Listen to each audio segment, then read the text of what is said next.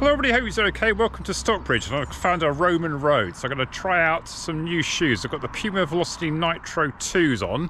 A rather day-glow yellow affair with the matching socks.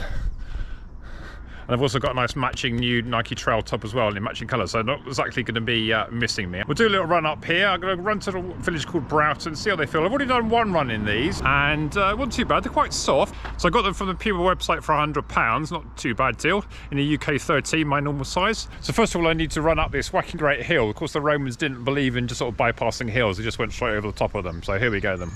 Okay, this is the start of Old Meon Hill, I think. So we'll start our run here. It's a good test to see whether the shoes are any good for off-road. I hope it's quite dry at the moment though, so see how we go. Okay, so we reached the top of the hill, and it is bone dry, so it doesn't really matter whether you're wearing trail shoes, road shoes, or anything today. Okay, so that was clearly the old A30. We're now on the A30 heading towards Salisbury. I think I've got about a half a mile turn to a little lane towards Broughton. Well, that uninviting hill up ahead, isn't there? But we must have been climbing now for the last mile, so I hope to get all our climbing done out of the way in the early part of this run. Okay, our first turn towards Broughton. We've got the Spitfire Lane behind us, a no-through road. I'll do that one another day. First impressions of these Velocity Nitros.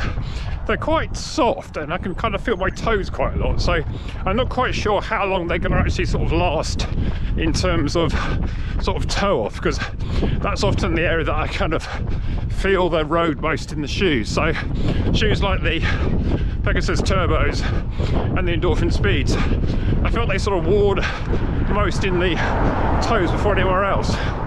But these are only £100, so without any discount, so to a certain extent, are you paying for what you get? They're nice and light. I think I measured them at 335 grams in a UK 13, which for an everyday type of trainer is a lot lighter than, say, the Vomeros or the Pegasus. They're about 360, 370.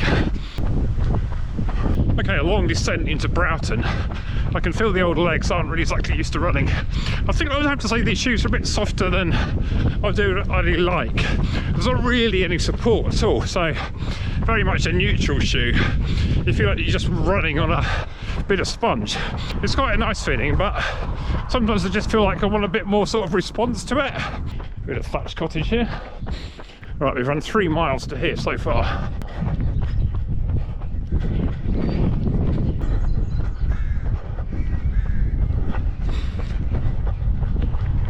Right, let's see if we can tick off a road here for City Straight. Now then, was this road once a ford? We'll just use this little bench here to have a quick talk about the shoe. Okay, so a quick look at the shoe. So we've got an engineered mesh at the front here, quite breathable. And then we've got 5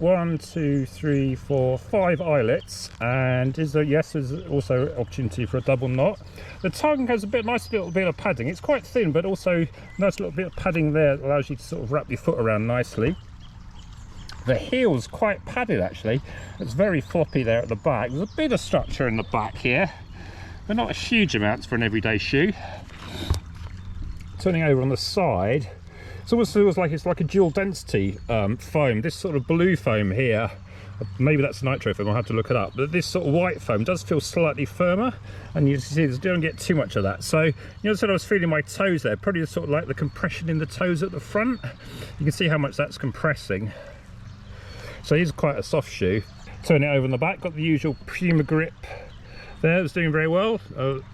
Not exactly challenging it today on a dry trail, but you can see a bit of mud here, and I've gone up to this little river. So the insole does come out, and I measured it at 32.0, even though it says on the side here that it's a 31.5 centimetre shoe, so I'm not quite sure why that is. So in terms of fit here, I feel like I've got plenty of room. I feel like it's a relatively narrow shoe, so I haven't got the laces tied in too much, but certainly a bit wider than the DV8 Nitro Elite, which I need to do a review of. And you can see I've got a nice thumb width there, so I think I would say take your same size in these as you would in a Nike shoe. But yeah, you basically get the impression it's just a sort of a budget shoe that is like a good all-rounder. I mean, I've run a few miles now already. I feel like I could go faster in this one, but equally it's not exactly a race shoe compared to sort of the carbon fiber ones. I think you're just lacking that sort of response. Maybe in a way it's sort of getting towards a bit the Rebel V2, which I did find very soft, but the drop's a bit higher on this one, so I'm not quite feeling that quite as such a squishy feeling. There's just a bit more firmness to it, but certainly if you like a soft everyday trainer that doesn't cost very much, £100, maybe you can find a discount if you're lucky, and certainly worth considering. So I hope you enjoyed this first look at the Velocity Nitro 2 from Puma. I'll be sure to do a few more miles and report back on the shoe off to come. Okay, thanks for watching then. Hope you enjoyed this. Like and subscribe and all that. See you next one. Bye. Never seen a black post box before. Or if you run out of water, a nice well. So on the next one, I want to test some waterproof shoes. I know where to come. Nice little ford here. Fortunately, there's a little bridge to the side of it. Very handy.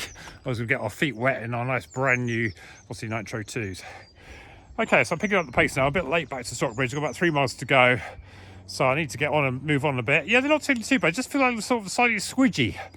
I feel like my left thigh, which had a bit of problem with last summer, is maybe it's a bit suspect. So yeah, maybe a shoe that is just a bit too soft I'm used to at the moment. But yeah, quite like it. But just need to get used to a slightly softer feeling, I think. Okay, see you later.